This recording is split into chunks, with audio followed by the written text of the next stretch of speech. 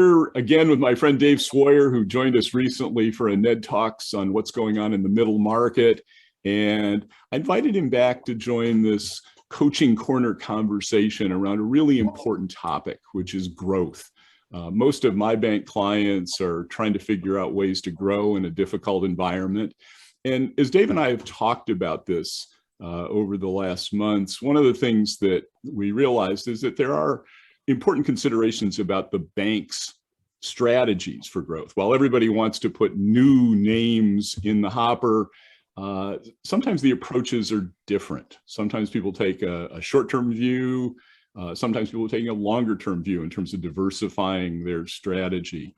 So Dave, I guess I'm curious from your vantage point, having been a manager, having been an executive overseeing commercial banking, what are these two different approaches and how do they come together? Sure, Ned. I see it as starting with time frame. Mm-hmm. I've worked at and talked to senior leaders, and the short-term view often sounds like this. We need more clients to sell more product to. And so the imperative is we have X number of RMs, and the goal is to generate 4 new clients per year. Mm-hmm. So your group will be successful if your 8 RMs generate 32 new clients in the next 12 months. And the importance is the time of delivery. And if that's the imperative, then it needs to drive a certain set of behaviors.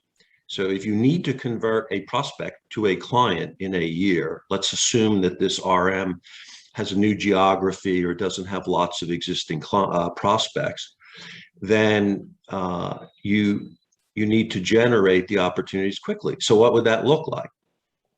Well, you call on COIs and you pitch the COIs. This is who we are. This is why we'd be a good partner. Mm-hmm. You call on private equity groups. If you feel like a more leveraged transaction could get done at the bank, mm-hmm. and you pitch them. And you call on maybe agent banks or banks that are known to participate out some piece. Even community banks do this. Mm-hmm. And you sell the other banks. Geez, we'd be a good partner with you in this. Mm-hmm. And that might generate hypothetically 7, 8, 9, 10 transactions. Mm-hmm. The reality, and I think it's important to understand this, those tend to be pretty transactional opportunities.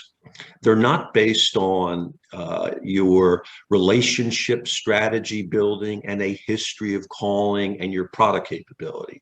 Mm-hmm. It's structure, pricing, but you benefit by those deals can close in 6 or 8 weeks. There are often some timing that suits you.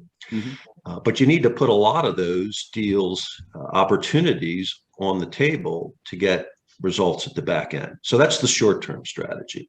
Okay. What's the longer-term strategy? The longer term is that a bank says, look, we want the right clients and we need to grow. Mm-hmm. But we want the right clients, and we know that takes a longer period of time. It can take 4, 5, 6 calls mm-hmm. to go from I'm happy with my current provider, my bank. I've been with them for 20 years. I don't see any needs that are unmet. Mm-hmm. Those can be converted to clients over time with the right activities, but it takes longer than 6 or 8 months. I mean, that mm-hmm. can be a 2, 3, 4, 5-year horizon. Mm-hmm. When I was a young RM, I worked for someone who said, Dave, this client, this company, we would love to have as a client. We've never been able to get anywhere. But I want you to do everything you can, and if it takes 5 years, it takes 5 years. Well, that's an almost exaggerated long-term view, mm-hmm. but it says we want the right clients that fit the box, that fit our strategy, that will make for good long-term clients, and we're prepared to reward the behaviors that will set the table for that down the road. But they're very different models. Mm-hmm. And in those kinds of settings, then your behavior is, this county has 50 names, 30 of them fit our strategy that we think would make good clients. And what one by one, what will I be doing to try to create more value over a period of time? But it's a different yardstick, totally different yardstick. So I can imagine, Dave, and you've managed people like this who are really good at one or the other. My impression is it's hard to be good at both of those type strategies. Has that been your experience? It has, and I suppose you could debate that. When I have presented this dichotomy to executive leadership, or when I was the executive, the CEO, often the first response is, okay, well, then you can just do both. Mm-hmm. And you could debate it, but my experience is it's very hard to do both.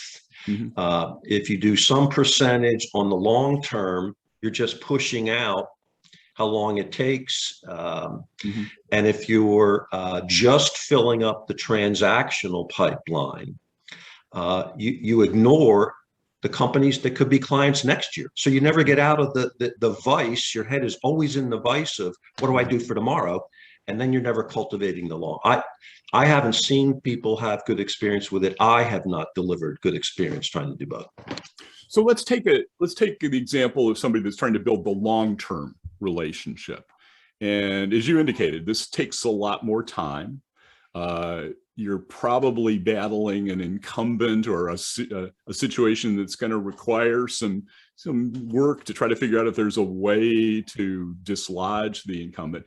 Imagine that you were coaching somebody in that particular situation, and imagine it's somebody that's been a solid citizen over time, but maybe over the last 18 months has struggled with this changing environment, very changed environment. What would you tell that person?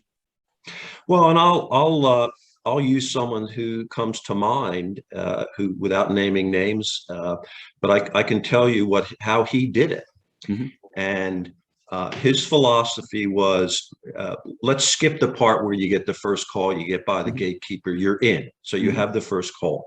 His philosophy was, if I have 45 minutes, I want 32 of them to be, I'm listening and the prospective client is telling me about the business, but I'm learning who are your suppliers, who's your target market, what customers do you have, what customers, give me an example of a customer you'd like to have that you don't have. Mm-hmm. What are the challenges facing the business today? And he would walk away with a list of things that the bank might be able to add value to. Mm-hmm. Like, for instance, he would discover a client or a company that the prospect would like to have as a customer, mm-hmm. and then determine that it was a customer in a different part of the bank, mm-hmm. or that another banker knew that customer from a prior mm-hmm. bank or some connectedness. Mm-hmm. And then his strategy would be, on the second call, I create a response to something I learned in the first call. Mm-hmm. And in a real life situation, a prospect had mentioned cybersecurity as a concern that he had. And we coincidentally were having a luncheon with the CEO and 4 or 5 strong clients, good existing clients. And he said, well, Dave, can I invite this prospect to this lunch? Mm-hmm. I mean, it's a prospect, but he would like to, I know he would like to have a conversation with so-and-so who already went through this and could talk to him about the FBI and what he did. Mm-hmm. So that was the second call. And it endeared the client to us. But we're now 7 months down the road, and we haven't talked at all about product, credit structure, pricing. And then the third call would invariably be, we'd like you to meet others on the team, not to be presumptuous, but our CEO is going to be in the marketplace, or our head of credit. And the client would be more likely to accept that call. So now we're 9 months to 12 months in. And again, we haven't pitched product. We haven't talked about, will you give us your financials so that we could tell you what we could do if we were your bank? But he was wildly successful this way. I used to get phone calls, though, from our product people. So-and-so won't take us out on a call. You have, we're under pressure to make calls too. We have to be able to go out. Well, that wasn't going to happen for this guy in the first 9 months. And I'd say, look, he's my most successful RM. Like if he doesn't want to take out product people, he's not taking out product people. I exaggerate for effect, maybe a little, but just to point out. So if we take that as an example and maybe imagine you are coaching, not the banker, but coaching the manager of that banker who's under pressure as well. He's perhaps being tasked to generate new business. With that fact pattern, what kind of advice would you give to that individual's sales manager? Yeah, my message is it needs to start with, do we accept that we're going to reward the behaviors that will line up new business over a long period of time? And if I'm the manager and I get to set the priorities, I say, look, that's what we're looking for. Mm-hmm. My challenge was more managing up to convince others that these were the behaviors. Mm-hmm. This very person, unknown to him, was the subject of a conversation I had with my boss, wherein I heard the following facts. Well, so-and-so hasn't generated a new relationship in 15 months. Well, yeah, but they generated 4 in the prior 19 months. Mm-hmm. Yeah, but Dave, we got to get new clients this year. Well, whoa. This is our best business developer. You're looking at a 9-month window. Mm-hmm. We have to accept that for the right clients, we need a longer window than that. Mm-hmm. Now, I prevailed in this case, but I'm sure, sales managers, this resonates. They must be hearing the same thing.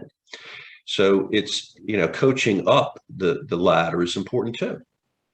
Yeah, I think that's really good advice. I mean, when you think about, again, the pressure that everybody's feeling, you have to be really, I think, focused on the big picture. And, that starts with management, understanding what the strategy is and communicating that to the teams. It involves working with your teams on the right approaches to accomplish the strategic goals.